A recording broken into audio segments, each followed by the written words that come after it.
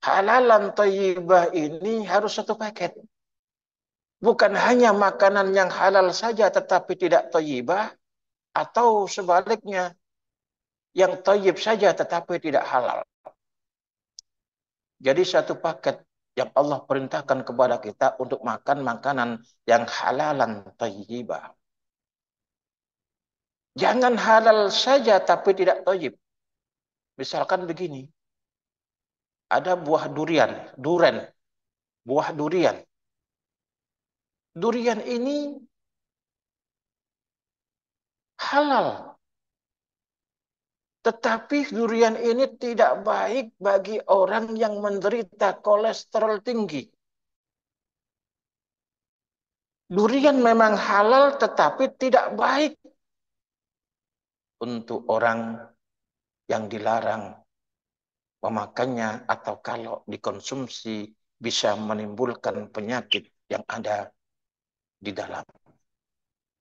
Durian halal, tetapi kalau tidak baik untuk kesehatan kita, maka Allah melarang. Harus halalan thayyibah. Harus kita semuanya ikhwan wal akhwat rahimullah. Pada kesempatan yang sangat berkah ini, tidak banyak yang saya sampaikan pada kesempatan ini. Hanya saja kita saling mengingatkan bahwa tidak sedikit orientasi puasa dari orang-orang Islam adalah bahwa puasa itu hanya mencegah diri dari makan dan minuman.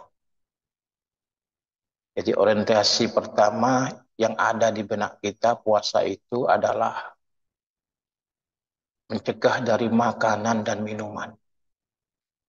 Sehingga apa yang ada di dalam pikirannya hanya makanan dan minuman. Apa yang kita konsumsi untuk sahur dan apa yang kita konsumsi untuk berbuka puasa. Itu semuanya kita ketahui bersama bahwa apa yang saya sebutkan tadi adalah merupakan makanan-makanan dohiriyah. Kita seringkali melupakan bahwa di dalam puasa ini secara hakikat kita harus menyehatkan ruhaniyah kita. Memberikan makanan rohani yang ada pada diri kita. Dan ini yang sering kita lupakan. Yang lebih menonjol adalah puasa itu makanan. Ikhwan wal akhwat rahimakumullah. Setiap kali Allah Subhanahu wa taala menyebut tentang makanan. Ya, menyebut tentang makanan selalu dibarengi dengan kalimat halalan thayyibah. Setiap kali Allah Subhanahu wa taala menyebut makanan selalu dibarengi dengan kalimat halalan thayyibah.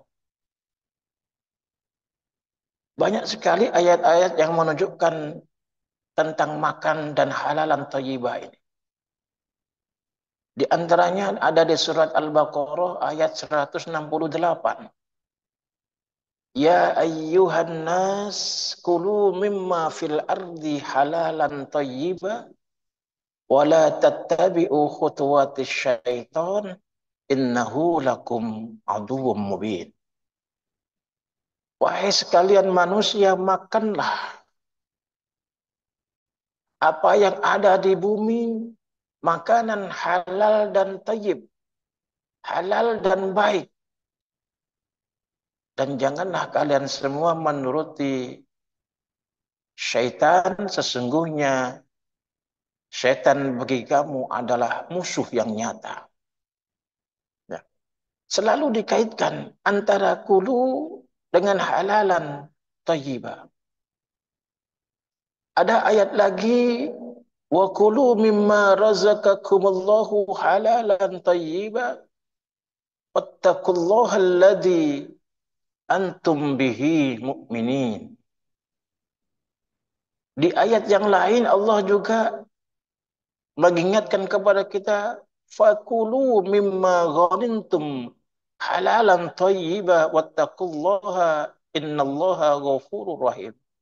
Bahkan Allah mengingatkan, makanlah dari harta rampasan perang itu yang halal dan baik, halalan thayyiba. Wattaqullah, dan takutlah kepada Allah, alladzi antum bihi mu'minin, yang kepadanya engkau beriman, yang kepada Allah engkau beriman. Ada lagi ayat yang menerangkan halalan thayyibah yang disertai dengan kalimat makanlah. Fakulu mimma razaqakumullahu halalan thayyibah washkuru nikmatallahi in kuntum iyyahu ta'budun. Makanlah dari apa yang telah direzekikan kepadamu oleh Allah, makanan yang halal dan thayyibah, dan bersyukurlah atas nikmat Allah jika kamu menjadi hamba yang beribadah kepadanya.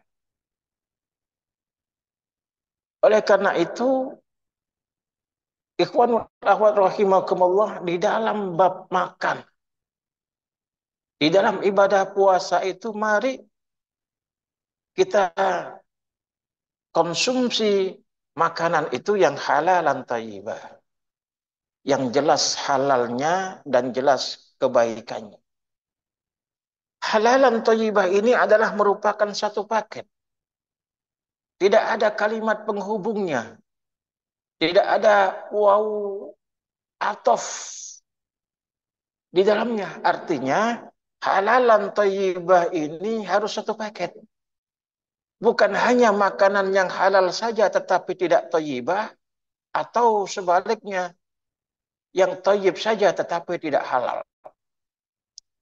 Jadi satu paket yang Allah perintahkan kepada kita untuk makan makanan yang halalan thayyibah. Jangan halal saja tapi tidak thayyib.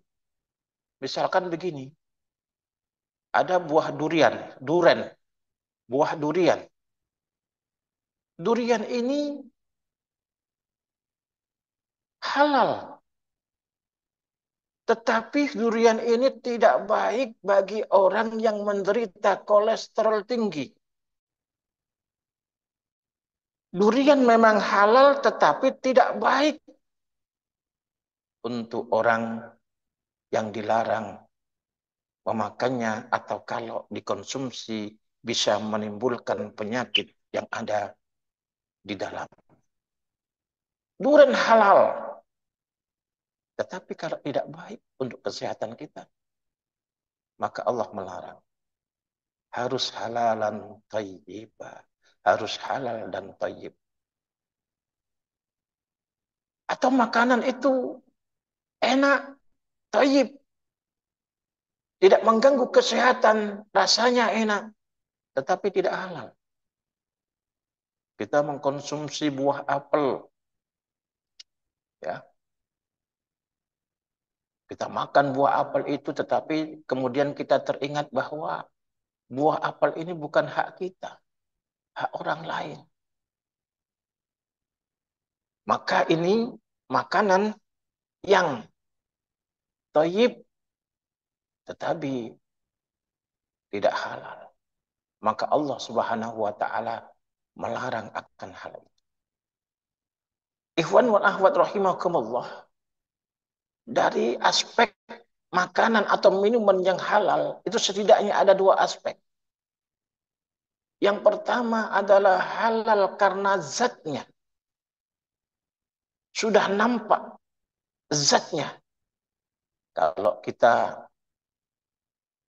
mau mengkonsumsi yang berupa buah-buahan yang dikelola oleh alam seperti pisang dan buah-buahan yang lain, itu zatnya sudah kelihatan halal. Jadi halal untuk kita makan. Satu aspek halal zatnya. Aspek yang kedua adalah halal li ghairi. halal karena kita kelola. Artinya kita tahu bahwa makanan itu berisi berbagai unsur. Ya, unsur bahan makanan. Manakala ada satu unsur yang mengakibatkan makanan itu tidak halal, maka Allah melarang. Seperti contoh begini, makan nasi goreng. Nasi goreng itu pada umumnya halal. Tetapi jika kita tahu bahwa ada unsur bumbu masakan yang dicampur dalam nasi goreng itu sesuatu yang haram, misalkan dicampurkan di dalamnya minyak babi, maka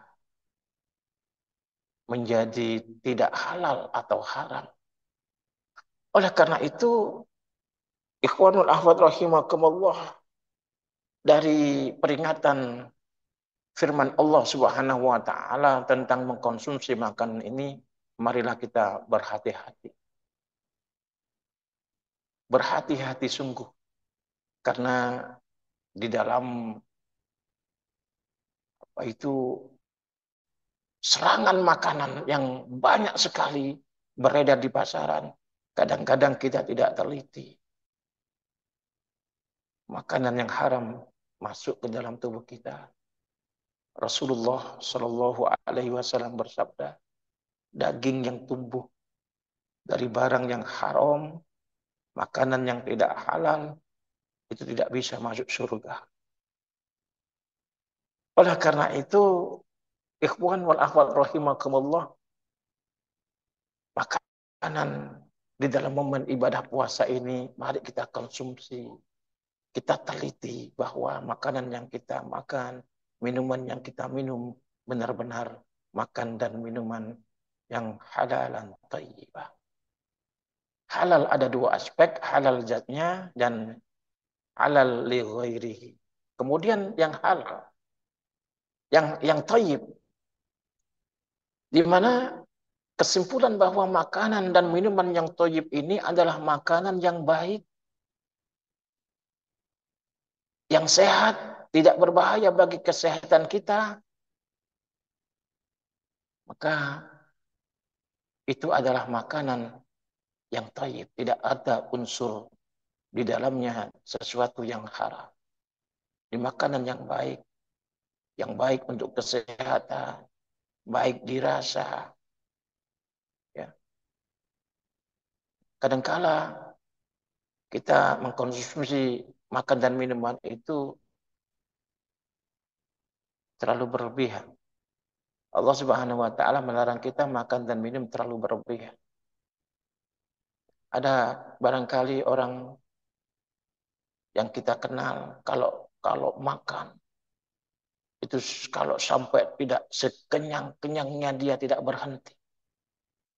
Makan sekenyang-kenyangnya. Tidak terima satu piring.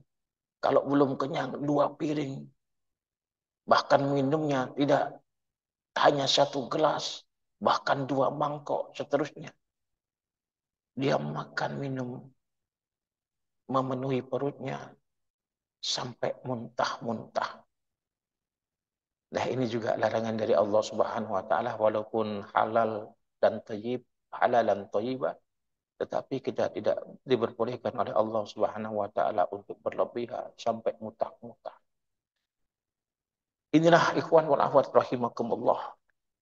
Ada di benak kita di puasa ini yang kita pikirkan adalah makanan. Padahal bukan hanya makanan yang kita cegah di dalam ibadah puasa, tetapi bersetubuh dengan istri dan juga menghindarkan diri dari sesuatu yang menghilangkan pahala puasa kita. Itu puasa yang pertama. Puasa hakikat adalah bukan hanya soal makan dan minuman dohiriyah, tetapi di dalam bulan puasa ini mari kita menyehatkan jiwa dan rohani kita dengan makanan-makanan rohani. dengan makanan-makanan batiniah, dengan ibadah, dengan amaliyah, dengan baca Quran, mendengarkan ilmu pengetahuan dan fatwa-fatwa ahli ilmu dan ahli hukama, mengkaji ilmu agama, mendengarkan pengajian-pengajian dan ceramah-ceramah, berzikir kepada Allah Subhanahu wa taala. Ini makanan-makanan ruhani kita yang bisa menyebabkan kesehatan ruh kita. Oleh karena itu, ikhwan wal akhwat rahimakumullah, di dalam kesempatan ini kita saling mengingatkan. Mari kita berpuasa secara syariat jasmaniyah, dan juga jangan lupa yang lebih penting lagi adalah ibadah puasa yang bersifat ruhaniyah yang seringkali kita lupakan. Oleh karena itu, keseimbangan antara ibadah puasa jasmaniyah dan ruhaniyah ini kita kerjakan secara bersamaan. Dalam jasadiyah kita konsumsi makanan-makanan yang halalan thayyibah, dan di dalam mengisi puasa rohaniyah kita isi dengan siraman-siraman rohani, makanan-makanan rohani, dengan amaliyah dan ibadah yang kita lakukan selama di bulan suci Ramadan.